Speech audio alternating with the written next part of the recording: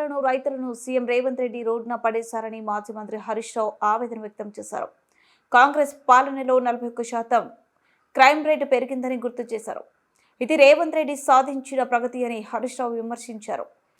మాజీ సీఎం కేసీఆర్ నిర్మించి తలపెట్టిన 24 అంతస్తుల ఎంజీఎం ఆసుపత్రిని కాంగ్రెస్ ప్రభుత్వం పూర్తి నిర్లక్ష్యం చేసిందని మాజీ మంత్రి హరీష్ రావు ఆరోపించారు. 2023 అక్టోబర్ నెలలో ఎలా ఉందో ఇప్పుడు కూడా అదే పరిస్థితి. ఏమాత్రం పురోగతి లేదన్నారు. ఏడాది వ్యవధిలో 16% పనులు పూర్తి చేసి తీరిక లేదని చెప్పారు. ఇవాళ వరంగల్లో హరీష్ రావు పర్యటించారు. పలు కార్యక్రమాల్లో పాల్గొని మాట్లాడారు. కేసీఆర్ ఉనికి లేకుండా చేస్తానంటున్న రేవంత్ రెడ్డి ఆసుపత్రి నిర్మాణాన్ని ఆపారని మండిపడ్డారు. కూడా పని చేయకుండా ఈ వరంగల్ జిల్లా అభివృద్ధిని వెనక్కి నెడతా ఉన్నారు. వరంగల్ ప్రజలకు సేవలు అందకుండా చేస్తూ ఉన్నారు.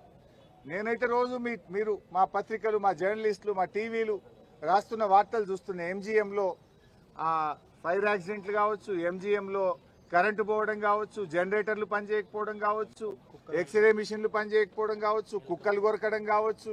రోజు ఎంజీఎం గురించి ఏదో ఒక నెగిటివ్ వార్త వస్తుంది. ఎంజీఎం పోతే మందులే లేవు, బయటకు రాస్తున్నారనే వార్తలు కూడా నేను టీవీల్లో, పత్రికల్లో చూస్తూ ఉన్నా.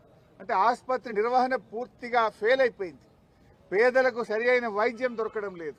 ఉన్న ఎంజీఎంను పట్టించుకోవడం లేదు. దాదాపు 84% పూర్తయినటువంటి ఆసుపత్రిని పడావు పెట్టి దాన్ని పూర్తి చేయకుండా తీవ్రమైనటువంటి నిర్లక్ష్యం చేస్తూ ఉన్నారు. ఆ రోజు ఈ 24 ఫ్లోర్స్తోని ఇంత గొప్ప టవరు వరంగల్ నగరానికే ఒక ఐకానిక్గా ముఖ్యమంత్రి గారు కేసీఆర్ గారు రూపకల్పన చేశారు.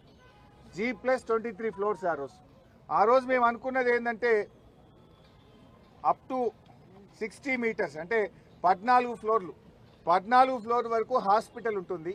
14 నుంచి 24 వరకు మిగతా 10 ఫ్లోర్లలో పీజీ స్టూడెంట్స్ అకామిడేషను, డాక్టర్ల అకామిడేషను, స్టాఫ్ నర్సుల అకామిడేషను, బ్లడ్ బ్యాంకు, ల్యాబ్స్, ప్రొఫెసర్లకు, సూపరింటెండెంట్లకు వాళ్ళ ఆఫీసు, ఇవన్నీ కూడా మిగతా 10 ఫ్లోర్లలో ఏర్పాటు చేశాం.